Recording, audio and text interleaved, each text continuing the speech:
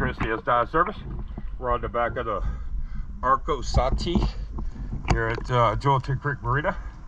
I wasn't going to do a pre-clean video, so I already did most of the transom. Started on the water line, but then I was like, you know what?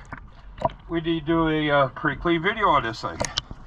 So today is June 13th, 2022. So we're gonna go check this boat out real quick. And we'll see how she looks the rest of the way.